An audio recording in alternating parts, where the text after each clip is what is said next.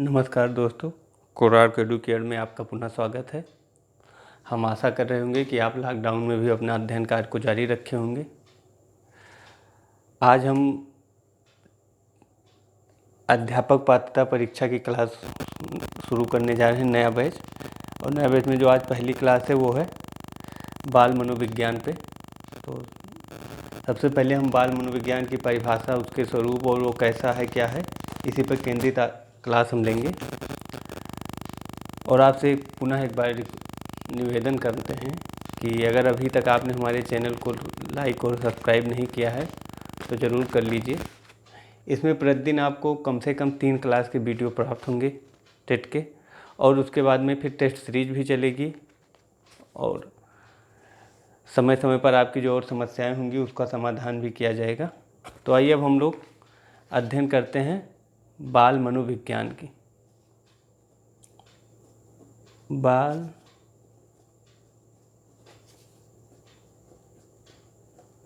इसको आप ये समझिए कि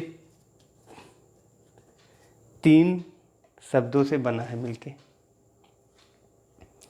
अब वो 3 शब्द क्या क्या हैं, बाल मनोविज्ञान को आप विभक्त कीजिए। हिंदी की एक खासियत है कि जो उसके शब्द होते हैं, शब्द में ही उसके अर्थ छिपे होते हैं। जैसे बाल मनोविज्ञान हो गया, तो विज्ञान क्या है? विज्ञान हम पढ़ते आए हैं सुव्यवस्थित, सुसंगठित और क्रमबद्ध ज्ञान को विज्ञान कहते हैं। कैसी क्रमबद्धता? इसको देखिए। मन, अभी आपको आगे बढ़ाया जाएगा। मनोविज्ञान ने कब मस्तिष्क को माना, कब हृदय को माना, ये विस्तार से पढ़ा जाएगा। किसका मन? बालक। बालक ये है मुख्य लक्ष्य।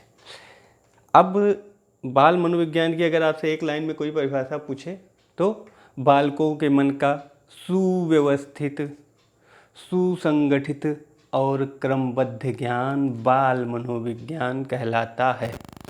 बाल मनोविज्ञान में बालक को केंद्र बिंदु में रख के उसी के अनुसार उसके व्यवहार का अध्ययन करते हुए हम कैसे अध्ययन? सुव्यवस्थित, सुसंगठित और क्रमबद्ध अध्ययन करते हुए हम आगे सारी चीज़ों का निर्माण करते हैं। अब ये पूछा जाता है कि इसकी आवश्यकता क्यों पड़ी। देखिए, शिक्षा जो है किसको दिया जाता है? बालक को। उद्देश्य उसके अंदर की जो प्रतिभा है उसको बाहर लाना। तो बाल मनोविज्ञान का भी मुख्य उद्देश्य यही हुआ कि बालक के अंदर की जो उसके अंदर जो गुण निहित हैं उसको बाहर लाना। अब बाहर कैसे लाया जाएगा, इसी को जानने के लिए बाल मनोविज्ञान का शिक्षा में महत्वपूर्ण स्थान है। अब कुछ लोग कहेंगे कि ये आधुनिक संकल्पना है। नहीं, आधुनिक संकल्पना हो सकती है, लेकिन इस शिक्षा में इसका पूरा अभाव नहीं था।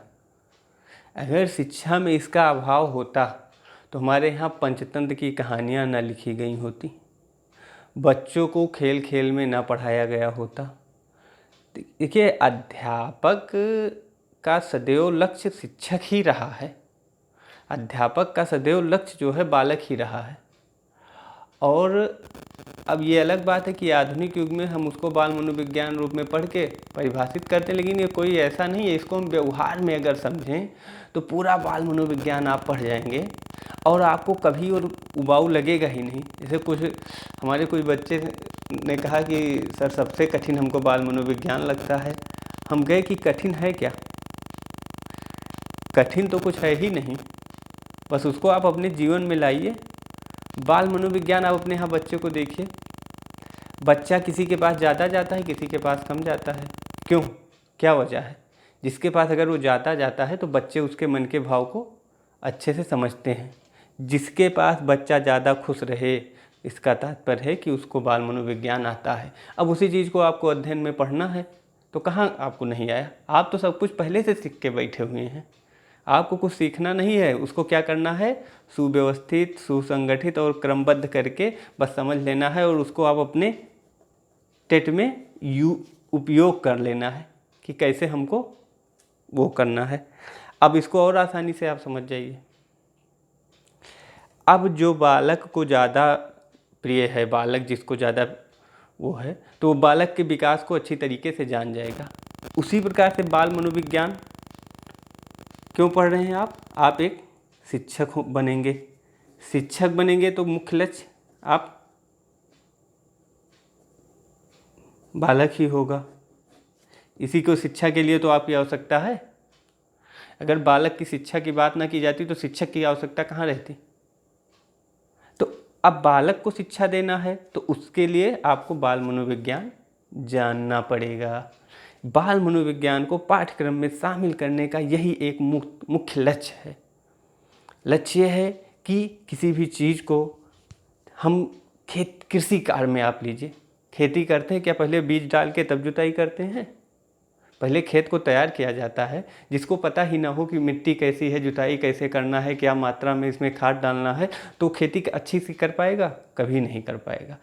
ठीक उसी तरह से बाल मनोविज्ञान का बिना विस्तृत अध्ययन किए बालकों को आप समुचित विकास के मार्ग पर नहीं ले जा सकते। अब इसकी उपयोगिता आपके जीवन में है, आपके शिक्षक बनने में है, आपके सारे चीज़ों में है। बाल मनोविज्ञान का परिचय हो गया। अब आगे के क्लास में आपको सारी चीज़ें नए सिरे से और व्यवस्थित रूप से बताया जाएगा। एक बार पुनः निवेदन है कि हमारे चैनल को लाइक और सब्सक्राइब आप ज़रूर कर लीजिए।